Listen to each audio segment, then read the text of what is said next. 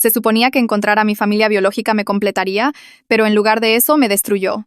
Para mi cumpleaños número 28, mi prometido, Javier, me regaló un kit de ascendencia de ADN. Yo fui adoptada cuando era bebé, y él pensó que sería divertido conocer mi origen étnico y quizás encontrar algunos primos. Unas semanas después recibí un correo diciendo que mis resultados estaban listos. Entré al sistema esperando ver porcentajes y un mapa. En lugar de eso, había un letrero rojo en la parte superior que decía: por favor, llámenos de inmediato con respecto a sus resultados. Sentí un hoyo en el estómago. Llamé al número y una mujer con voz temblorosa me dijo que mi ADN había sido marcado en una base de datos criminal. Mi padre biológico fue condenado por asesinar a 11 mujeres en los años 90. Actualmente estaba en el corredor de la muerte. Lo llamaban el estrangulador del poniente. Me quedé sentada en el piso de la cocina durante una hora, solo mirando la pared. La compañía de ADN me explicó que estaban legalmente obligados a notificar a las autoridades cuando había una coincidencia con un caso criminal. En 2 horas, un detective me llamó preguntando si estaría dispuesta a responder preguntas. Luego llamó un reportero, luego otro. A la mañana siguiente, mi cara estaba en todas las noticias. Hija de El estrangulador del poniente descubierta a través de prueba de ADN era el titular en todos los sitios web. Los periodistas acamparon afuera de mi edificio de departamentos. Mi teléfono sonaba constantemente con números que no reconocía.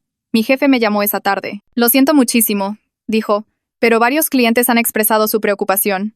Creemos que es mejor que te tomes un tiempo libre hasta que esto se calme. Los papás de Javier aparecieron en nuestro departamento esa noche.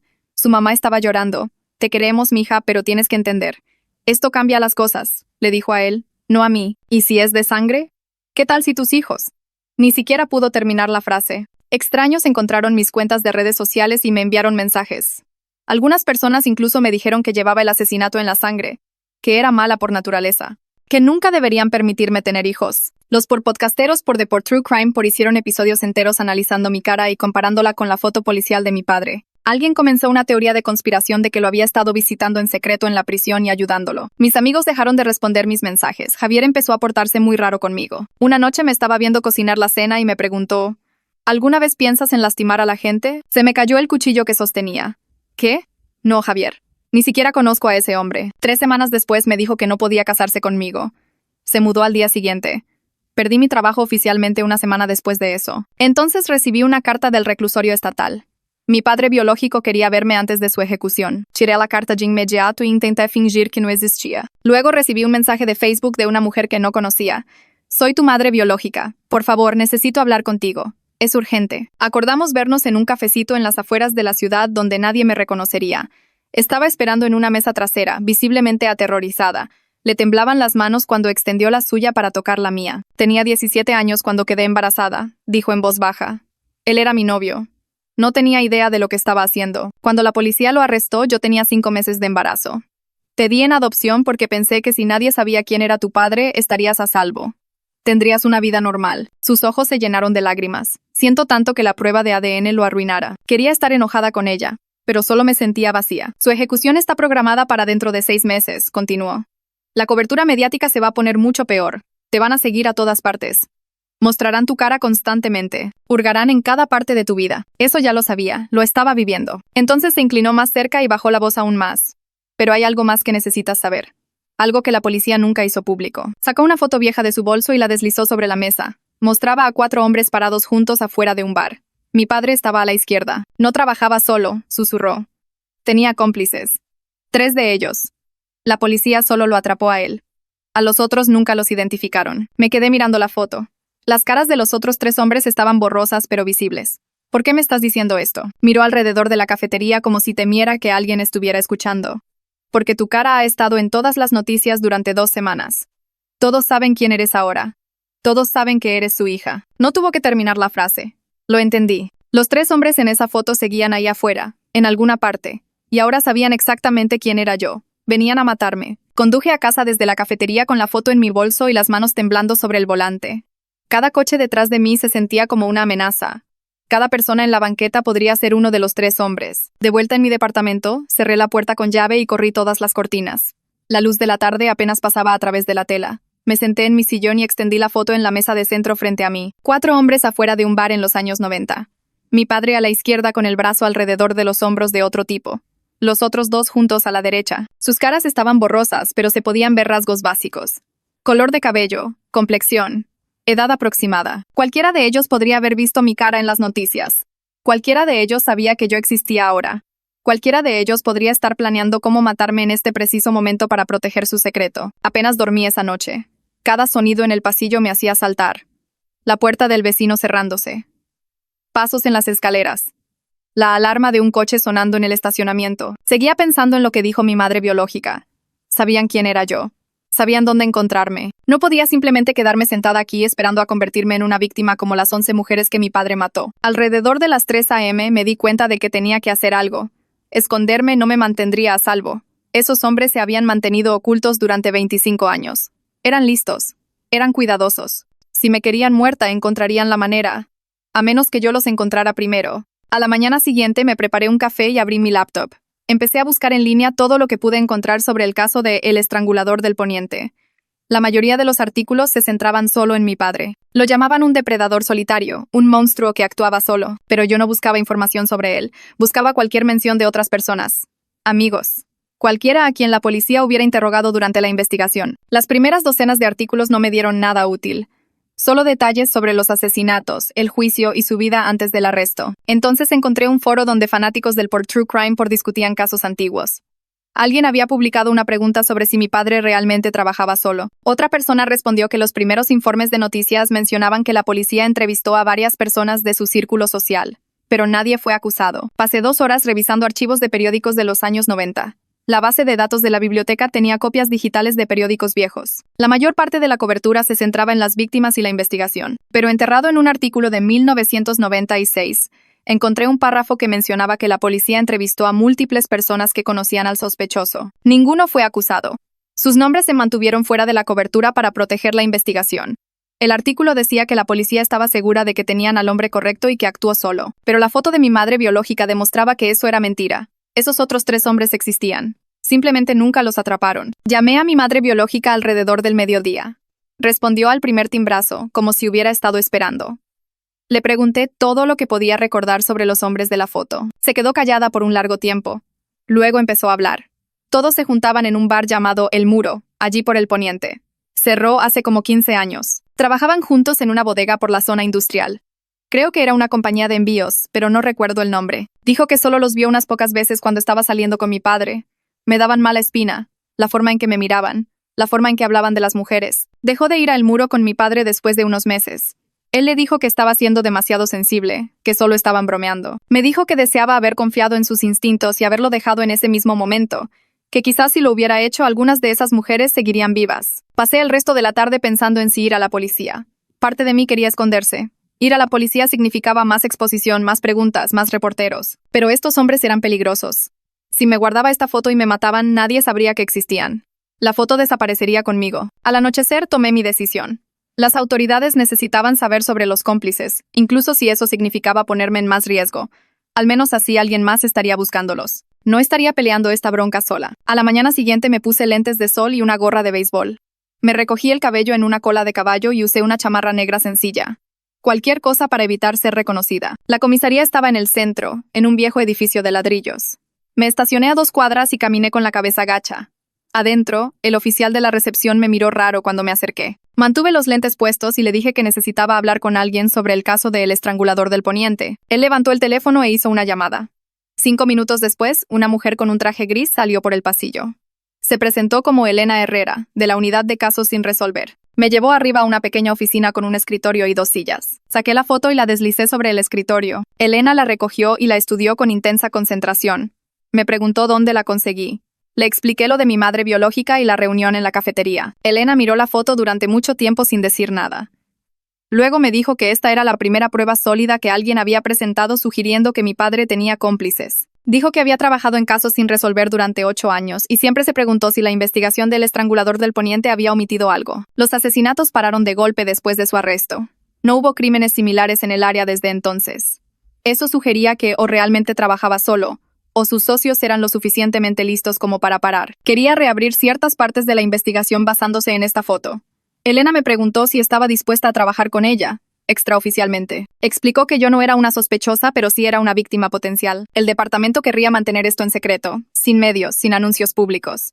Si los cómplices sabían que los estábamos buscando, podrían huir, destruir evidencia o venir tras de mí más agresivamente. Dijo que necesitaba mi ayuda porque yo tenía acceso a mi madre biológica e información que la policía no tenía. También dijo que entendía si quería irme, que esta no era mi bronca, que no le debía nada a nadie, pero si ayudaba, podríamos encontrar a estos hombres antes de que ellos me encontraran a mí. Acepté ayudarla. Por primera vez desde que los resultados de ADN destruyeron mi vida, sentí algo más que miedo y vergüenza. Sentí que tenía un propósito, como si estuviera haciendo algo en lugar de solo esconderme y esperar a que mi vida empeorara. Elena me estrechó la mano y me dijo que tuviera cuidado. Me dio su número de celular y me dijo que la llamara de inmediato si algo parecía raro. Si veía a alguien siguiéndome, si recibía mensajes extraños, cualquier cosa. Dijo que íbamos a encontrar a estos hombres juntas. Salí de la comisaría sintiendo que quizás ya no estaba completamente sola. Elena me llamó a la mañana siguiente y me pidió que nos viéramos en una cafetería del centro. Dijo que quería presentarme a alguien que podría ayudar con la investigación. Llegué usando los mismos lentes de sol y la gorra de béisbol. Elena ya estaba allí, sentada en una mesa de esquina con otra mujer que se parecía mucho a ella. Tenían el mismo cabello oscuro y ojos agudos. Elena la presentó como Victoria, su hermana menor. Victoria trabajaba como investigadora privada y tenía acceso a bases de datos y software que la policía no podía usar oficialmente. Me dio la mano y me dijo que ya había visto la fotografía. Dijo que la tecnología de reconocimiento facial había mejorado mucho en los últimos años, y creía que podría identificar al menos a uno o dos de los hombres si mejorábamos la calidad de la imagen. Pasamos una hora en esa cafetería mientras Victoria explicaba cómo podía buscar en antiguos registros laborales, fotos de licencias de conducir y cuentas de redes sociales de los años 90 que pudieran estar archivadas. Dijo que la parte más difícil sería obtener imágenes lo suficientemente claras de la foto borrosa para pasarlas por su software. Elena me dijo que Victoria había ayudado a resolver 3 casos sin resolver en los últimos 2 años al encontrar información que la policía no podía acceder por los canales normales. Sentí una pequeña chispa de esperanza por primera vez en semanas. Quizás realmente podríamos encontrar a estos hombres. 2 días después, estaba caminando de regreso a mi departamento para tomar algo de ropa. Me había estado quedando en casa de Elena porque me daba demasiado miedo dormir en mi propia cama. El sol se estaba poniendo y la calle estaba casi vacía. Fue entonces cuando noté el coche. Un sedán azul oscuro estacionado a media cuadra de mi edificio. Había visto el mismo coche en ese lugar exacto ayer por la mañana cuando salí. Se me aceleró el corazón. Pasé de largo mi edificio sin bajar el ritmo. El motor del coche no estaba encendido, pero podía ver a alguien sentado en el asiento del conductor. No pude distinguir su cara a través de los vidrios polarizados. Seguí caminando hasta que llegué a una cafetería concurrida a 3 cuadras de distancia. Me temblaban las manos cuando saqué mi teléfono y llamé a Elena. Le describí el coche y le di el número de placa que logré memorizar mientras pasaba. Me dijo que me quedara exactamente donde estaba y me mantuviera rodeada de gente. Dijo que enviaría patrullas a revisar el vehículo. Me senté en esa cafetería durante más de 1 hora, tomando un té que no quería y vigilando la puerta. Cada vez que alguien entraba, saltaba. Elena volvió a llamar y su voz sonaba seria. Dijo que la placa pertenecía a una compañía de autos de renta. Alguien definitivamente me estaba siguiendo, y eran lo suficientemente listos como para no usar su propio vehículo. Me dijo que las patrullas habían revisado el área, pero el sedán se había ido para cuando llegaron. Quien me estuviera vigilando sabía que debía irse antes de que apareciera la policía. Sentí náuseas. Estos hombres sabían dónde vivía. Conocían mi rutina. Me habían estado observando y ni siquiera me había dado cuenta hasta hoy. Elena me dijo que volviera a su casa de inmediato y que no fuera a ningún lado sola. Cuando llegué, Victoria ya estaba esperando. Dijo que necesitaba desaparecer por un tiempo. Sugirió que me mudara a un motel en las afueras de la ciudad donde nadie me reconocería. Un lugar donde pudiera pagar en efectivo y no necesitara mostrar identificación o usar tarjetas de crédito que pudieran rastrearse. Empaqué una maleta solo con lo básico. Algo de ropa, mi laptop, la fotografía y el cargador de mi teléfono. Victoria pidió un Uber para mí en lugar de dejarme usar mi propio coche, en caso de que alguien le hubiera puesto un rastreador. Me dio la dirección de un motel barato cerca de la autopista, como a 50 kilómetros de distancia. El conductor me dejó en un lugar llamado Motel El Cruce. Tenía la pintura descarapelada y un letrero de neón que parpadeaba. Pagué una semana en efectivo y el recepcionista no hizo preguntas. La habitación olía a cigarro viejo y la alfombra tenía manchas en las que no quería ni pensar, pero tenía un cerrojo en la puerta y nadie sabía que estaba allí. Eso era todo lo que importaba. Instalé mi laptop en el pequeño escritorio y llamé a Victoria. Ya había comenzado a trabajar en la mejora de la fotografía. Me explicó cómo subirla a un servidor seguro para que pudiera trabajar en ella con un mejor software. Pasamos las siguientes horas en videollamadas mientras ella ajustaba el contraste y la nitidez. Lentamente, las caras en la foto se volvieron más claras. Podíamos ver más detalles en sus rasgos, las formas de sus narices y mandíbulas. Victoria sacó los registros de empleados de la bodega donde mi padre había trabajado en los años 90. Los había conseguido a través de un contacto que trabajaba en los registros del condado. Los archivos mostraban que mi padre trabajó con otros 12 hombres durante el periodo en que ocurrieron los asesinatos. Comenzamos a comparar sus fotos antiguas de licencias de conducir con las caras de la fotografía. Fue un trabajo lento. Algunos de los hombres se habían mudado o habían muerto. Otros se veían tan diferentes después de 25 años que era difícil saber si coincidían. Victoria cruzó cada nombre con direcciones actuales y antecedentes penales. La mayoría salieron limpios. Pasaron 3 días así. Apenas salí de la habitación del motel, excepto para comprar comida en la gasolinera de al lado. Mantenía las cortinas cerradas y saltaba cada vez que oía pasos en el pasillo exterior. Victoria y yo trabajábamos durante horas cada día, revisando registros y comparando caras. Entonces, al tercer día, me llamó con noticias. Había encontrado una coincidencia. Uno de los hombres en la fotografía se llamaba Gregorio Velasco. Todavía vivía en el área bajo su nombre real. Tenía un negocio de construcción y un sitio web con su foto. Victoria me envió el enlace y me quedé mirando la pantalla. El hombre que me devolvía la mirada tenía unos 50 años, cabello canoso y líneas de expresión alrededor de los ojos. Parecía el papá de alguien, una persona normal. Pero cuando comparé su foto actual con la imagen mejorada de los años 90, no había duda. La misma nariz, la misma mandíbula, los mismos ojos. Este era uno de los hombres que había ayudado a mi padre a matar a 11 mujeres. Elena revisó sus antecedentes esa tarde. Me llamó con los resultados y su voz sonaba frustrada. Gregorio Velasco no tenía antecedentes penales, ni siquiera una multa de estacionamiento en los últimos 10 años. Estaba casado, tenía un hijo adulto, era dueño de su casa, pagaba sus impuestos a tiempo. En papel parecía un ciudadano modelo. Se había estado escondiendo a plena vista durante 25 años, construyendo una vida normal mientras mi padre estaba en el corredor de la muerte. Volví a abrir el sitio web de la constructora de Gregorio y miré su foto. Estaba parado frente a una casa que su compañía había construido, usando un casco y dando un pulgar arriba a la cámara. El pie de foto decía, Gregorio Velasco, propietario y fundador, construyendo sueños desde 1998. Sentí ganas de vomitar. Este hombre había ayudado a estrangular mujeres y deshacerse de sus cuerpos, y ahora estaba construyendo casas y sonriendo para fotos de sitios web. Tenía una esposa que probablemente lo amaba, un hijo que probablemente lo admiraba, clientes que confiaban en él para trabajar en sus hogares. Nadie sabía lo que realmente era. Nadie excepto yo, Elena y Victoria. Y ahora teníamos que averiguar cómo probarlo. Elena cerró su laptop y me miró con ojos serios. Me dijo que no me acercara a Gregorio bajo ninguna circunstancia. Si él descubría que lo habíamos identificado, podría huir, destruir evidencia o venir directamente tras de mí. Asentí, pero me temblaban las manos. La idea de que este hombre estuviera viviendo su vida normal sabiendo lo que había hecho me enfermaba. Elena dijo que necesitaba construir un caso cuidadosa y lentamente. La evidencia física de hace 25 años sería difícil de encontrar, pero tenía conexiones que podrían ayudar. Se fue alrededor de las 8 esa noche y cerré la puerta con llave detrás de ella. Revisé la cerradura 3 veces antes de poder alejarme. Esa noche me acosté en la cama del motel mirando el techo. Seguía pensando en la esposa y el hijo de Gregorio. No tenían idea de que vivían con alguien que ayudó a estrangular mujeres y deshacerse de sus cuerpos. Probablemente pensaban que era un buen esposo y padre. Probablemente lo amaban. Era exactamente como mi situación, pero al revés. Mis padres adoptivos no tenían idea de que estaban criando a la hija de un asesino en serie. Me habían dado una infancia normal y nunca sospecharon la verdad. Ahora la familia de Gregorio vivía la misma mentira que yo había vivido toda mi vida. Me pregunté si su esposa lo dejaría cuando se enterara. Me pregunté si su hijo lo miraría de la misma manera que mi ex prometido me había mirado a mí, como si yo fuera algo peligroso y corrupto. No dormí mucho esa noche. A la mañana siguiente, Victoria llamó para decirme que seguía trabajando en la identificación de los otros 2 hombres de la foto. La calidad de la imagen dificultaba todo. Algunos de los empleados de la bodega de esa época habían muerto. Otros se habían mudado y no podía localizarlos. Dijo que podría llevar semanas identificarlos a todos. Le dije que siguiera intentando. 2 días después, Elena apareció en el motel con café y pan dulce. Se sentó en el borde de la cama y me dijo que la policía estaba investigando discretamente los antecedentes de Gregorio. Estaban buscando cualquier evidencia física que aún pudiera existir de los crímenes en los 90. Viejas bodegas de almacenamiento, registros de propiedad, transacciones financieras de esa época. Pero después de 25 años, la mayoría de esas cosas se habían ido o habían sido destruidas. Elena dijo que también estaban revisando si Gregorio había guardado algún recuerdo de los asesinatos. Algunos asesinos hacían eso.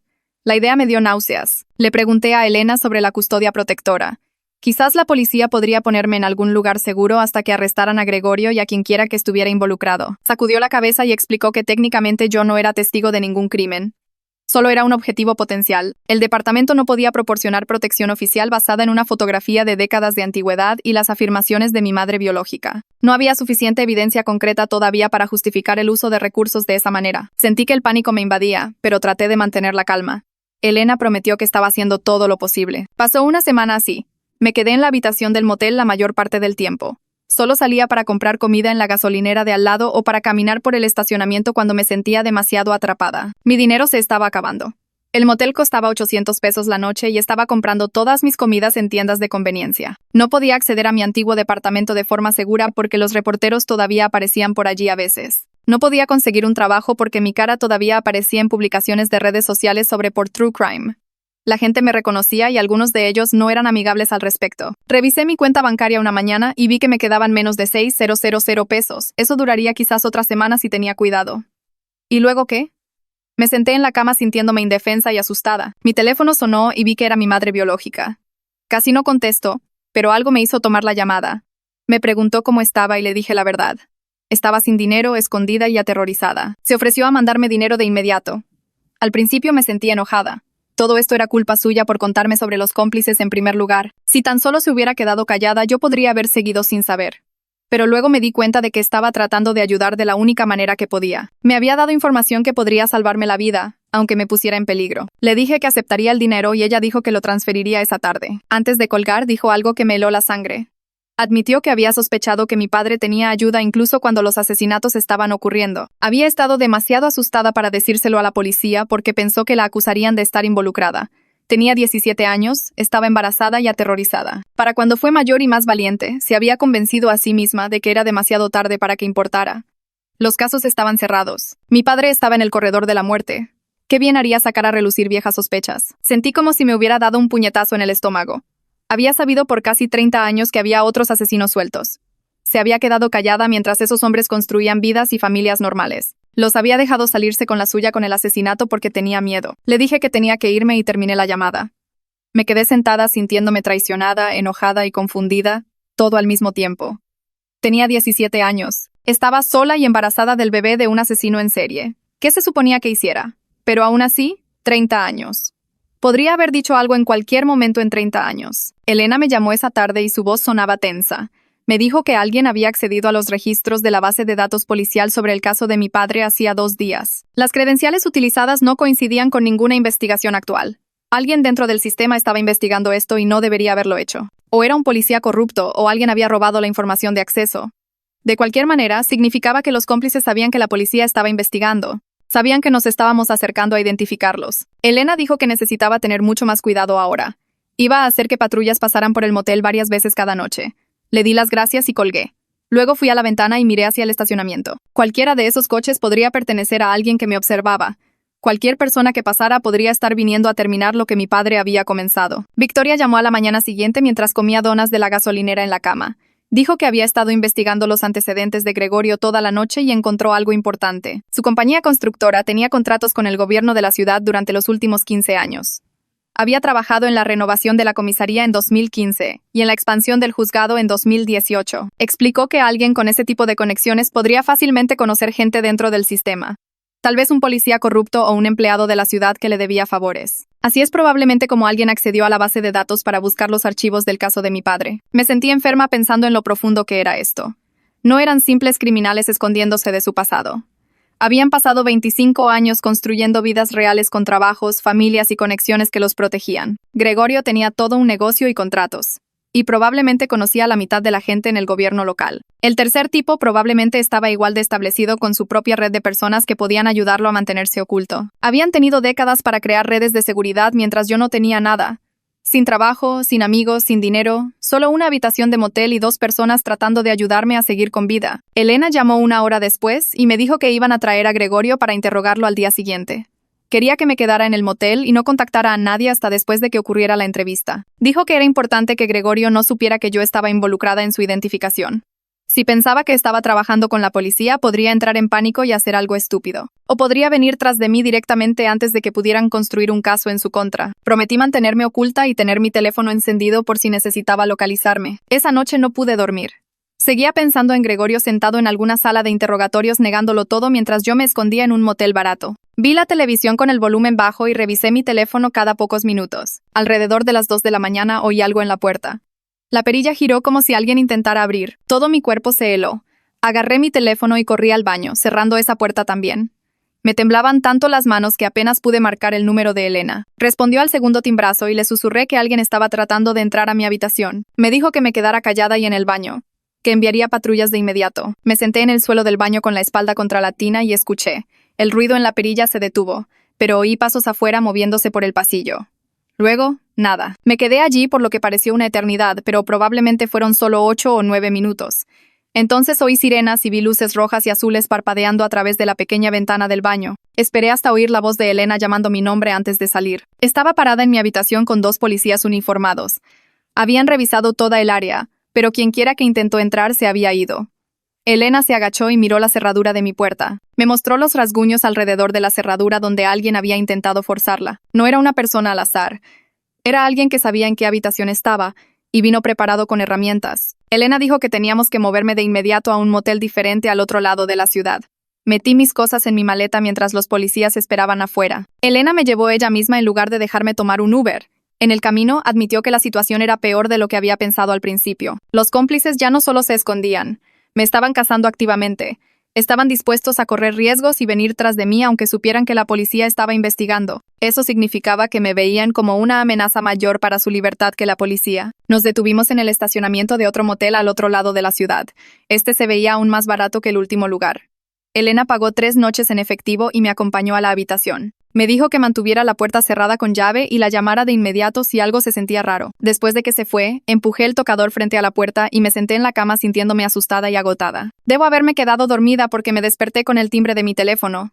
Era Victoria, llamando para decirme que había identificado al segundo cómplice de la fotografía. Su nombre era Braulio Reyes, pero luego dijo que murió en un accidente automovilístico en 2003. Eso significaba que solo 2 cómplices seguían vivos y amenazándome. Debería haberme sentido aliviada, pero no fue así. Si acaso, empeoraba las cosas. Gregorio y el tercer hombre no identificado probablemente se conocían bien después de 25 años. Habían tenido todo ese tiempo para planificar la posibilidad de ser atrapados. Probablemente habían hablado sobre lo que harían si alguien alguna vez los conectaba con los asesinatos. Y ahora esa alguien era yo. A la mañana siguiente, Elena llamó y me dijo que nos viéramos en la comisaría. Quería que estuviera allí para la entrevista de Gregorio. Podía mirar a través del espejo de una vía mientras ella lo interrogaba. Llegué temprano y un policía uniformado me llevó a una pequeña habitación oscura con una ventana que daba a la sala de interrogatorios. Gregorio ya estaba sentado en la mesa de metal con un hombre de traje a su lado. Su abogado, probablemente. Elena entró y se sentó frente a ellos. Comenzó a preguntarle a Gregorio sobre su relación con mi padre en los años 90. Gregorio dijo que trabajaban juntos en la bodega pero que no eran realmente amigos. Solo compañeros de trabajo que a veces tomaban unas copas después del turno. Elena le mostró la fotografía y le pidió que la explicara. Gregorio apenas la miró antes de decir que no recordaba cuándo fue tomada ni quién más estaba en la foto. Su voz se mantuvo tranquila, pero pude ver sus manos apretadas juntas sobre la mesa. Su mandíbula estaba tensa. Estaba mintiendo y su cuerpo lo sabía, aunque sus palabras no lo demostraran. Elena hizo más preguntas sobre dónde estaba en fechas específicas cuando desaparecieron mujeres. El abogado de Gregorio interrumpió y dijo que su cliente no tenía que responder preguntas sobre eventos de hacía casi 30 años sin el debido aviso. El abogado se puso de pie y dijo que habían terminado de hablar. Elena intentó hacer una pregunta más, pero el abogado puso su mano sobre el hombro de Gregorio y lo guió hacia la puerta. Justo antes de irse, Gregorio se detuvo y miró directamente al espejo de una vía. No podía verme, pero de alguna manera supe que estaba mirando justo donde yo estaba parada. Sus ojos eran fríos y vacíos. Mi corazón comenzó a acelerarse y di un paso atrás de la ventana, aunque sabía que en realidad no podía ver a través de ella. Sonrió. Solo un poco, antes de que su abogado lo sacara de la habitación. Sentí puro terror recorrer todo mi cuerpo porque en ese momento entendí algo. Gregorio sabía que yo estaba mirando. Sabía que yo era la razón por la que la policía lo había traído. Y me estaba diciendo sin palabras que esto no había terminado. Salí de la comisaría sintiéndome enferma del estómago y llamé a Elena desde mi coche para preguntar qué debíamos hacer ahora. Me dijo que nos viéramos en la oficina de Victoria en 1 hora porque necesitaban hablar conmigo sobre algo importante. Cuando llegué esa tarde, ambas hermanas esperaban con expresiones serias.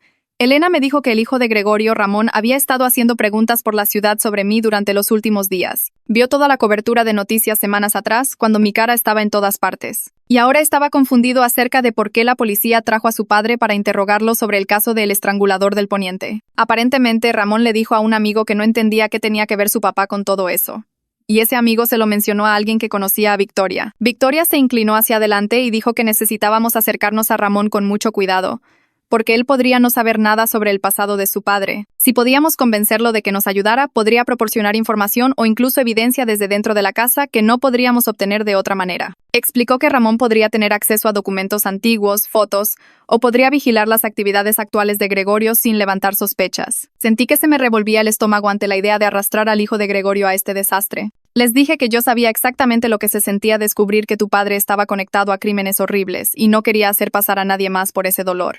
Elena me miró y dijo que Ramón ya podría estar en peligro si Gregorio sospechaba que su hijo estaba haciendo demasiadas preguntas o empezaba a sospechar. Señaló que Gregorio acababa de ser liberado después del interrogatorio policial y estaría vigilando a todos a su alrededor de cerca ahora, incluida su propia familia. Si Ramón seguía investigando por su cuenta sin saber lo peligroso que era realmente su padre, algo malo podría pasarle. Victoria dijo que podía contactar a Ramón a través de un conocido de negocios que ambos tenían. Alguien que podría organizar una reunión en un lugar donde nadie nos reconociera. Lo pensé durante mucho tiempo antes de aceptar finalmente asistir a la reunión, porque Ramón merecía escuchar la verdad de alguien que entendía por lo que estaba pasando. No podíamos simplemente dejarlo dando tumbos en la oscuridad, haciendo preguntas que podrían lastimarlo. 2 días después, Victoria llamó para decir que había organizado la reunión para la tarde siguiente en un restaurante de carretera como a 40 minutos de la ciudad. Conduje hasta allí sintiéndome nerviosa sobre qué le iba a decir a este hombre cuya vida entera estaba a punto de cambiar. Ramón ya estaba sentado en un reservado al fondo cuando llegamos, luciendo confundido y un poco enojado, como si pensara que esto podría ser algún tipo de trampa. Probablemente tenía 20 y tantos años, con la misma complexión que Gregorio pero con una cara más amable. Victoria hizo presentaciones rápidas y luego saqué la vieja fotografía y la deslicé sobre la mesa hacia él. Le expliqué quién era yo y señalé al hombre del lado izquierdo de la foto, diciéndole a Ramón que ese era mi padre biológico, el estrangulador del poniente. Luego señalé al segundo hombre en la foto y le dije que ese era su padre, Gregorio, y que mi madre biológica dijo que estos hombres trabajaron juntos para asesinar a 11 mujeres en los años 90. La cara de Ramón se puso completamente pálida y empujó la foto de vuelta hacia mí como si fuera algo venenoso. Dijo que no había forma de que su padre pudiera estar involucrado en algo así. Su papá tenía un negocio de construcción y entrenaba al equipo de béisbol infantil cuando Ramón era niño. Entendí la negación porque yo había sentido exactamente lo mismo cuando me enteré de mi propio padre. Le conté a Ramón sobre recibir los resultados de la prueba de ADN para mi cumpleaños y cómo toda mi vida se desmoronó en 24 horas. Le expliqué que perdí mi trabajo, a mi prometido y a todos mis amigos porque la gente pensaba que tenía el asesinato en la sangre solo por estar relacionada con un asesino. Le dije que yo sabía el miedo que daba pensar que tu padre pudiera ser capaz de cosas terribles, pero que las acciones pasadas de su padre no definían quién era Ramón como persona. Ramón se quedó sentado en silencio por un minuto mirando sus manos. Y luego admitió que su papá se había estado portando muy raro desde que mi cara comenzó a aparecer en las noticias. Gregorio había estado trabajando hasta tarde casi todas las noches, haciendo llamadas en el coche en lugar de dentro de la casa, y haciéndole a Ramón preguntas extrañas sobre los procedimientos policiales. Ramón dijo que había pensado en ser policía justo después de la universidad, así que sabía algunas cosas sobre cómo funcionaban las investigaciones. Y aparentemente Gregorio quería saber detalles específicos sobre cuánto tiempo podía la policía retener a alguien sin cargos y qué tipo de evidencia necesitaban para un arresto. Elena le preguntó a Ramón si estaría dispuesto a ayudarnos prestando atención a las actividades de su padre e informando cualquier cosa sospechosa. Ramón parecía dividido entre querer proteger a su familia y necesitar saber la verdad sobre lo que su padre podría haber hecho. Dijo que no podía creer que su papá lastimara a alguien, pero tampoco podía explicar por qué Gregorio estaba actuando tan paranoico y reservado últimamente. Elena le dijo que no le estábamos pidiendo que espiara a su padre o se pusiera en peligro, solo que mantuviera los ojos abiertos y nos avisara si algo parecía fuera de lugar. Ramón se quedó allí luchando con la decisión por lo que pareció una eternidad, y pude ver cómo intentaba equilibrar la lealtad a su padre contra la posibilidad de que Gregorio hubiera ayudado a asesinar a 11 mujeres décadas atrás. Finalmente dijo que nos ayudaría, pero solo si prometíamos mantener a su madre fuera de esto tanto como fuera posible. Explicó que su mamá, Leticia, tenía un problema grave del corazón y el estrés de saber la verdad sobre Gregorio podría literalmente matarla. Todos estuvimos de acuerdo en que protegeríamos a la madre de Ramón y solo la involucraríamos si no había absolutamente ninguna otra opción. Ramón le dio a Victoria su número de teléfono y dijo que prestaría más atención a lo que hacía su padre, pero que todavía no quería creer que Gregorio fuera realmente culpable de algo. Durante la siguiente semana, Ramón llamó a Victoria casi todos los días con actualizaciones sobre el comportamiento de su padre. Gregorio se estaba viendo con alguien que Ramón no reconocía, siempre en diferentes lugares de la ciudad como si trataran de no ser vistos juntos. Al quinto día, Ramón logró fotografiar al hombre de lejos usando su teléfono, fingiendo estar mirando algo más. Le envió la foto a Victoria de inmediato y ella comenzó a pasarla por el software de reconocimiento facial y a compararla con los antiguos registros de la bodega donde mi padre solía trabajar. Esperé en la oficina de Victoria mientras ella trabajaba en la identificación del hombre misterioso, sintiendo que finalmente estábamos progresando de verdad para descubrir quiénes eran los 3 cómplices.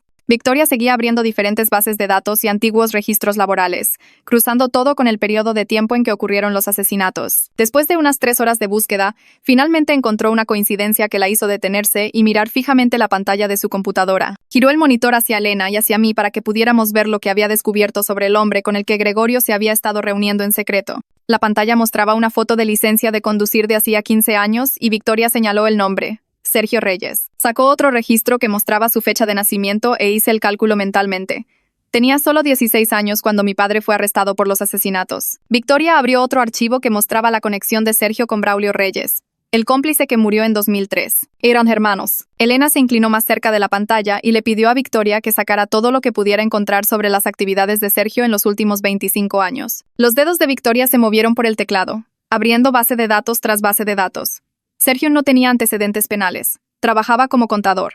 Era dueño de una casa en un vecindario tranquilo, pero Victoria encontró algo más enterrado en antiguos registros de propiedad. Sergio había confirmado el contrato de una bodega de almacenamiento con su hermano Braulio en 1998, solo meses antes del arresto de mi padre. La bodega seguía activa, a nombre de Sergio. Elena agarró su teléfono y comenzó a hacer llamadas para conseguir una orden de cateo para esa bodega. Me quedé sentada mirando la foto de Sergio en la pantalla. Se veía tan normal. Solo un tipo cualquiera con un trabajo cualquiera. Pero había pasado décadas protegiendo a los hombres que ayudaron a mi padre a matar a 11 mujeres. Victoria encontró más conexiones. Sergio había hecho visitas regulares a Gregorio a lo largo de los años, siempre reuniéndose en lugares diferentes como si intentaran mantenerse fuera del radar. Sacó antiguos registros telefónicos que mostraban llamadas entre Sergio y Gregorio que se remontaban a años. Estos hombres habían estado coordinando su encubrimiento durante toda mi vida. Elena terminó su llamada y nos dijo que la orden de cateo tardaría unas horas. Quería mantener vigilada la casa de Sergio mientras tanto para asegurarse de que no huyera. Victoria siguió investigando los registros mientras esperábamos. Encontró estados de cuenta bancarios que mostraban que Sergio había ayudado a Gregorio con esos depósitos en efectivo sospechosos después de los asesinatos. La conspiración iba más allá de 3 hombres en una foto.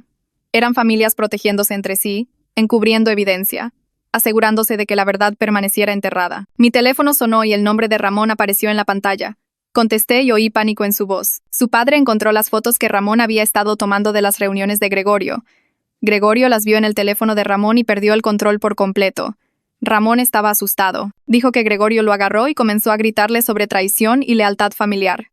Se oía a su madre llorando al fondo. Ramón dijo que su padre estaba aventando cosas en maletas y hablando de irse de la ciudad. Elena escuchó lo suficiente de la conversación para entender lo que estaba pasando. Tomó su radio y mandó patrullas a la casa de los Velasco de inmediato. Le dijo a Ramón que se sacara a sí mismo y a su madre de la casa si podía hacerlo de manera segura. Ramón dijo que lo intentaría. Elena mantuvo la conexión de radio abierta mientras esperábamos actualizaciones de las patrullas. Les tomó 8 minutos llegar a la casa. Los oficiales informaron por radio, describiendo lo que encontraron. Gregorio estaba en la cochera subiendo maletas a su coche. Leticia estaba parada en la puerta, llorando y preguntándole a Gregorio qué estaba pasando. Ramón intentaba calmar a su madre mientras se mantenía alejado de su padre. Los oficiales se acercaron a Gregorio y le pidieron que se detuviera. Gregorio intentó subirse a su coche de todos modos. Los oficiales tuvieron que impedirle físicamente que se fuera. Elena les dijo que trajeran a Gregorio para interrogarlo basándose en la nueva evidencia que Victoria había encontrado. Victoria sacó los registros financieros en su pantalla y se los envió al teléfono de Elena. Viejos estados de cuenta bancarios que mostraban grandes depósitos en efectivo alrededor de las fechas de varios asesinatos. Combinado con la fotografía, el testimonio de Ramón sobre las amenazas recientes y el intento de Gregorio de huir, era suficiente para arrestarlo. Los oficiales pusieron a Gregorio en esposas mientras Leticia se desplomaba en los escalones de la entrada. Ramón me llamó de vuelta 20 minutos después. Le temblaba la voz. Dijo que su madre estaba en shock y no podía parar de llorar. Los oficiales seguían en la casa llevándose a Gregorio. Ramón no sabía qué decirle a su madre sobre por qué estaba pasando esto. Yo no tenía buenas respuestas para él. Elena se centró en Sergio ahora que Gregorio estaba bajo custodia. Puso alertas para vigilar el coche de Sergio y sus ubicaciones conocidas. Si Sergio se enteraba del arresto de Gregorio, huiría. Victoria rastreó la ubicación del celular de Sergio usando métodos que, según dijo, era mejor que Elena no conociera en detalle. El teléfono se estaba moviendo. Sergio ya estaba en la carretera, dirigiéndose a la frontera del estado. Elena hizo más llamadas, esta vez a la policía estatal en los retenes de la frontera. Les dio la descripción de Sergio, el número de placa de su coche, e instrucciones para detenerlo. Esperamos en la oficina de Victoria durante 3 horas. Elena caminaba de un lado a otro. Victoria seguía rastreando el teléfono de Sergio mientras se acercaba a la frontera. Yo me quedé sentada sintiendo que todo estaba sucediendo demasiado rápido. Hacía 2 días solo estábamos identificando personas en una foto vieja. Ahora un cómplice estaba bajo custodia y el otro estaba huyendo. El teléfono de Sergio dejó de moverse en el retén de la frontera. La radio de Elena crepitó con una actualización. La policía estatal había detenido el coche de Sergio. Lo estaban registrando. Elena les dijo qué buscar. 5 minutos después, la radio crepitó de nuevo. Los oficiales encontraron una pistola en la guantera de Sergio. Encontraron algo más también. Una carpeta llena de fotos de vigilancia. Fotos mías. Caminando a la oficina de Victoria. sentada en la ventana de mi habitación de motel, subiéndome al coche de Elena. Sergio me había estado siguiendo por semanas. Sabía a dónde iba y con quién me reunía. Había estado planeando algo. Elena les dijo a los oficiales que arrestaran a Sergio de inmediato. Enumeró los cargos relacionados con el arma y la evidencia de acoso. Sergio estaba bajo custodia en minutos. Elena se volvió hacia mí y dijo que los 2 cómplices restantes estaban ahora encerrados. La amenaza física inmediata había terminado. Ya no tenía que esconderme en moteles baratos. Ya no tenía que mirar sobre mi hombro cada vez que salía a la calle. Los hombres que querían matarme estaban tras las rejas. Sentí que algo se liberaba en mi pecho, pero estaba demasiado agotada para descifrar qué emoción era. Los medios no tardaron en tomar la historia. A la mañana siguiente, los sitios web de noticias publicaban titulares sobre los cómplices de El Estrangulador del Poniente finalmente arrestados después de 25 años. Pero esta vez la cobertura fue diferente. Los reporteros se centraron en la investigación y el trabajo policial. Hablaron de Elena y la unidad de casos sin resolver. Mencionaron evidencia de ADN y registros financieros. Mi nombre apareció en algunos artículos, pero Elena había logrado mantener la mayor parte de mi participación confidencial.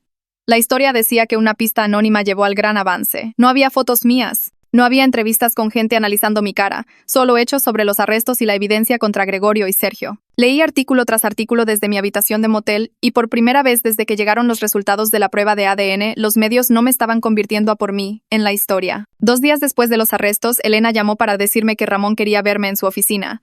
Conduje hasta allí sintiéndome nerviosa por volver a verlo después de todo lo que pasó con su padre. Ramón estaba esperando en la sala de conferencias, luciendo cansado y más viejo que la última vez que hablamos. Se puso de pie cuando entré y empezó a disculparse de inmediato por lo que hizo su padre, por no ver las señales antes, por ponerme en peligro al tomar esas fotos. Lo detuve y le dije que no tenía nada por lo que disculparse, porque nada de esto era su culpa o su responsabilidad. Me preguntó cómo logré lidiar con el descubrimiento de mi propio padre.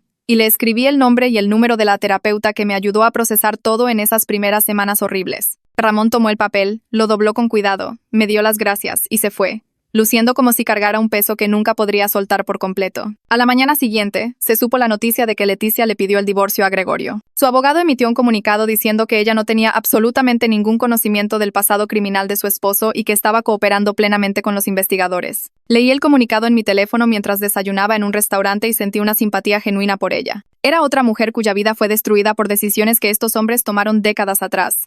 Otra persona que construyó una vida con alguien sin saber quién era realmente. Mi madre biológica me llamó esa tarde, llorando tan fuerte que apenas podía entenderla al principio. Seguía diciendo gracias una y otra vez, aliviada de que los hombres que me amenazaban estuvieran finalmente encerrados y ya no pudieran lastimarnos a ninguna de las dos. Luego se disculpó de nuevo por no ir a la policía hace 25 años, cuando sospechó por primera vez que mi padre tenía ayuda. Le dije que entendía que solo tenía 17 años y estaba asustada, que se estaba protegiendo a sí misma y protegiéndome a mí de la única manera que sabía en ese entonces. Hablamos durante casi 1 hora, la conversación más larga que habíamos tenido, y por primera vez sentí como si hablara con familia, en lugar de hablar con una extraña que resultó ser quien me dio a luz. Elena me ayudó a solicitar fondos de compensación para víctimas la semana siguiente. Nos sentamos en su oficina llenando formularios que documentaban mis ingresos perdidos, el costo de esconderme en moteles durante semanas, las facturas de la terapia que se estaban acumulando. El proceso fue lento y burocrático, sin garantía de que realmente recibiría algo, pero se sintió bien hacer algo concreto para reconstruir en lugar de solo sobrevivir día a día. Elena explicó que el Estado tenía programas para víctimas de delitos, incluso cuando los crímenes ocurrieron décadas atrás, y mi situación calificaba porque los cómplices me amenazaron activamente este año. Empecé a buscar un nuevo departamento en una parte diferente de la ciudad, donde menos gente reconociera mi cara de la cobertura de noticias. Pasé días conduciendo por colonias que nunca había visitado,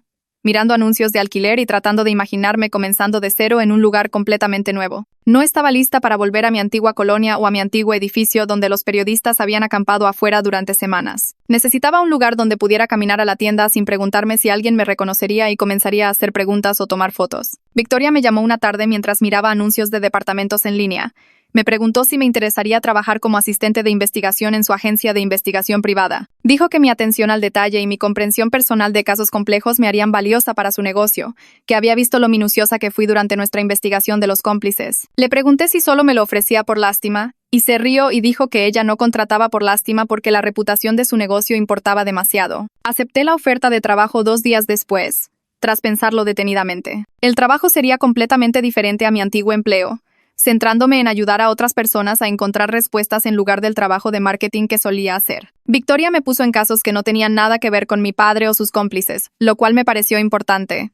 Investigué un fraude de seguros para un cliente y rastreé a una persona desaparecida para otro. Se sintió bien usar las habilidades de investigación que desarrollé por necesidad en los últimos meses para ayudar realmente a la gente, en lugar de solo tratar de sobrevivir. 3 meses después de los arrestos de los cómplices, me estaba instalando en mi nuevo departamento en una colonia tranquila al otro lado de la ciudad. La atención de los medios finalmente se había desvanecido casi por completo, con solo menciones ocasionales cuando se acercaban las fechas de la corte de Gregorio y Sergio. Estaba construyendo una vida definida por mis propias decisiones en lugar de por los crímenes de mi padre, trabajando en la firma de Victoria durante el día y amueblando lentamente mi departamento los fines de semana. Todavía tenía días difíciles, cuando alguien me reconocía, o cuando veía aparecer en mí por feed por un episodio de podcast de por True Crime por sobre el caso. Pero ya no estaba solo sobreviviendo, escondiéndome y esperando a que sucediera la siguiente cosa mala. Estaba de hecho viviendo de nuevo, tomando mis propias decisiones, construyendo algo nuevo que me pertenecía solo a mí.